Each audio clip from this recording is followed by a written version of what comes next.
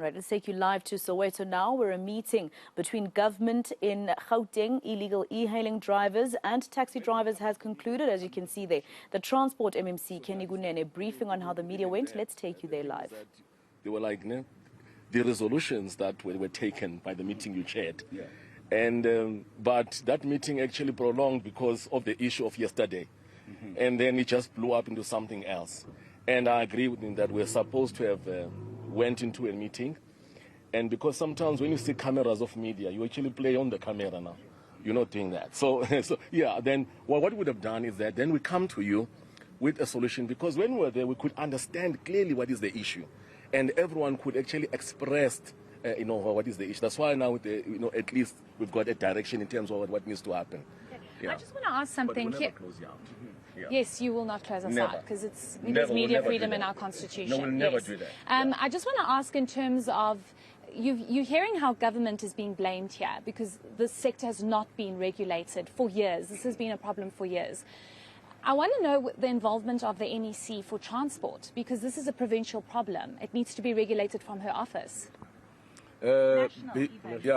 Before you even get to the MEC of transport, you need to talk about national. And I'll be honest with you. Our government was caught napping. At the time, napping. At the time, some of us researched this industry. I'm a businessman. When something new comes into my country, I research and see which space can I play in. And at the time, I advised some ministers that if you allow this thing to come into our country, with our transport system the way it is, it's going to create a problem. Don't allow it, because you can't regulate it. Because my research told me that it can be regulated. It's in the air. And you are going to deal with people who are sitting in the United States of America, who don't even understand the dynamics of South Africa's transport system. And that is why we are here today. Had they rejected this thing, or had they engaged properly before accepting this e-hailing service and made sure that it speaks to the transport system of South Africa, it speaks to how our transport is arranged. The taxi industry is at the center of transportation. They should have interrogated it. These commissions, useless commissions that they are doing at national government, they should have done that commission when this thing was coming.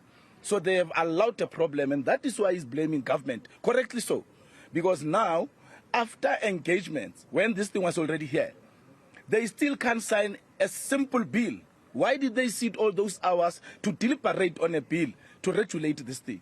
They are still sitting on that bill. It's on their desks. Nobody's signing it. So they are right to blame government. And I am in government. I just got into government in February. And I see how people take their own time, how people don't care. I see how government does not care. People leave documents there. But we are changing that at local government. But as we go into provincial government, into national government, we will change it. You cannot relax with a problem that is affecting your citizens, their lives, their livelihood. It's embarrassing. It's embarrassing and it's really wrong. So either they regulate it or they come up with mechanisms of what to do. We wouldn't be sitting here.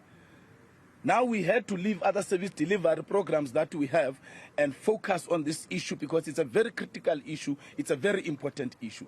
But had national government done what it was supposed to do, we wouldn't be sitting here. Is there anybody from the taxi association that's here that could respond to this? No, they said no, they can't talk right now because they're going to have their own meetings and then they'll come back here. Okay. Yes. Right. Thank you. Thank you so much. Thank you. Thank you. You're welcome. Sorry, when you came to speak to me earlier on, I was...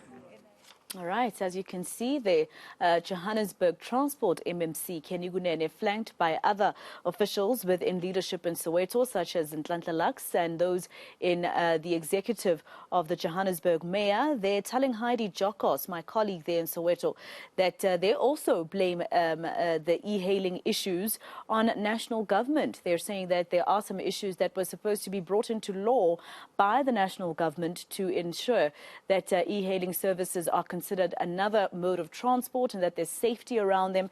And they are blaming national government for not sorting out those legal issues before what we saw in the past 2 weeks. Just to remind you the context of the story, if you missed it last week, there were e-hailing cars as well as ordinary cars that were torched at Maponya Mall, that is in Soweto, in Zola, in Soweto. And then yesterday, or the day before rather, we saw another two e-hailing service vehicles being torched around Protea Glen Mall. And then there was the closure of the main road leading to Protea Glen Mall, which would also affect your Golden Highway as well as the Chris Hani Baragwanath Road that were affected. And police went in there to make sure that they maintain law and order. So today there was a meeting, and it looks like there's been no solution just yet because everybody seems to be blaming everything on the national government.